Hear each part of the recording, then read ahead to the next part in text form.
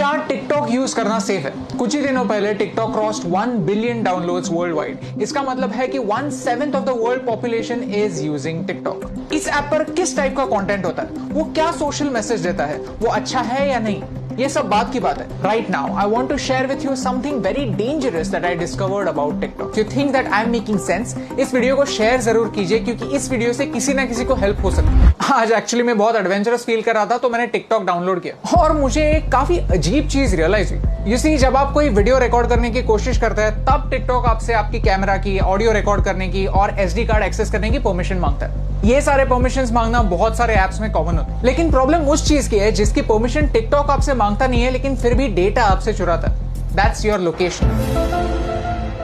आप ये खुद चेक कर सकते हैं। सेटिंग्स में जाइए और ऐप परमिशंस में जाकर टिकटॉक को सर्च कीजिए। लोकेशन का कहीं पे मेंशन भी नहीं होगा। लैंग्वेज सिलेक्ट करते वक्त मैंने सिर्फ इंग्लिश सिलेक्ट किया था, फिर भी मेरे फीड में हिंदी वीडियोस है, मराठी वीडियोस भी है। टिकटॉक को कैसे पता चल रहा है कि आप कहां पे? जस्ट एज अ प्रिकॉशन मैंने लोकेशन भी ऑफ कर दिया था। लोकेशन ऑफ करने के बाद गूगल मैप्स भी ठीक से नहीं चल पाता, आरोग्य सेतु ऐप भी नहीं चलता। These important apps also can't work without you giving them the permission. मैं मुंबई में हूं, मुझे मराठी आता है, मुझे हिंदी आता है, ये टिकटॉक को कैसे पता चल रहा है? If you want to cheat your location, there is a very simple trick called a VPN, virtual private network. Okay, so मैं अभी एक VPN यूज कर रहा हूं और मेरा लोकेशन मैंने USA में सेट किया।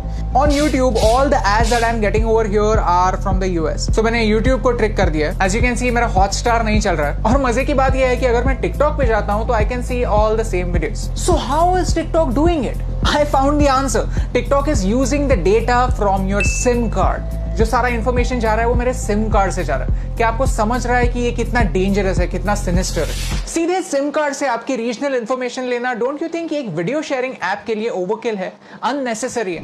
And the worst part is, इसके बारे में कोई वार्निंग नहीं है। द ऐप जस्ट सेज कि we will automatically collect it, that's it. ये डिस्कवर करने के बाद मैंने टिकटॉक की प्राइवेसी पॉलिसी कंप्लीटली पढ़ी और उसमें मुझे कुछ ऑब्जेक्शनेबल पॉइंट्स दिखे। If you link any social media account to TikTok, then TikTok वहां की इंफॉर्मेशन यूज कर सकता है आपके बारे में जानने के लिए। टिकटॉक कंटेंट डिलीवरी के लिए HTTP सर्वर्स यूज करता है, HTTPS नहीं, सिक्योर सर्वर्स नहीं। तो ये सर्वर्स हैक हो सकता है। इस वीडियो में किसी ने डेमोन्स्ट्रेट किया है कि कैसे ऑफिशियल अकाउंट से एक गलत मैसेज फॉरवर्ड हो सकता है। आपका अकाउंट डिलीट होने के बाद भी टिकटॉक जब तक चाहे आपका डेटा उनके सर्वर्स में रख सकता है। और मेरा टिकटॉक के साथ सबसे बड़ा प्रॉब्लम है आर्टिफिशियल इंटेलिजेंस। कि ByteDance जो टिकटॉक की पेरेंट कंपनी है, वो एक आर्टिफिशियल इंटेलिजेंस कंपनी है। उनका प्रोडक्ट कंटेंट क्रिएशन का प्लेटफॉर्म नहीं है, उनका प्रोडक्ट है algorithm. You see, China wants to be a superpower in AI by 2030. Computer की भाषा क्या होती है? Zeros and ones, binary. और वही टिकटॉक आपको करने के लिए बोलता है। Whenever you are watching a video on TikTok, you are taking a survey. You are feeding information to the computer, telling them what you like, what you don't like, what you agree with, and what you don't agree with. And all of this information is going to China. आपको क्या लगता है? क्या ये सही हो रहा है?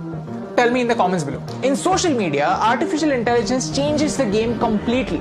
कंप्यूटर डिसाइड करता है कि आपको क्या देखना चाहिए और क्या नहीं देखना चाहिए। सर्च का ऑप्शन ना होने की वजह से प्लेटफॉर्म कंट्रोल करता है कि आप क्या देखेंगे, और ये एक बड़ा प्रॉब्लम है। ओके, सो चाइना पर आता है। चाइना में ऐसा लॉ है कि if you are a Chinese company, then you have to share the data that you collect with the Chinese government. And because of this, Indian ministry of defence ने armed forces को 42 apps अपने phone से delete करने के लिए कहा। India does not have a proper data protection act. We ourselves need to be extra safe. China में freedom of press है ही नहीं। पूरी प्रेस गवर्नमेंट के कंट्रोल में। Syria, Saudi Arabia, Afghanistan, Somalia, ये कंट्रीज भी फ्रीडम ऑफ प्रेस की स्केल पर चाइना से ऊपर आती हैं। और यही सारे रेस्ट्रिक्शंस उन सारे लोगों पर भी अप्लाई हो जाते हैं जो चाइनीज एप्स यूज करते हैं। Start talking about Tibet, start talking about Hong Kong, start talking about Taiwan. अगर आपका वीडियो स्ट्रेट अवे बैन नहीं हुआ तो वो ज्यादा लोगों तक नहीं पहुंचेगा। यू सी, आज चाइना को तिब्बत से प्रॉब्लम है, कल अरुणाचल प्रदेश से भी हो सकती है, लद्दाख से भी हो सकती है। If you can't talk about this stuff, how will you know about it? How will you raise your voice? And by using these Chinese apps, we are supporting China's version of the internet.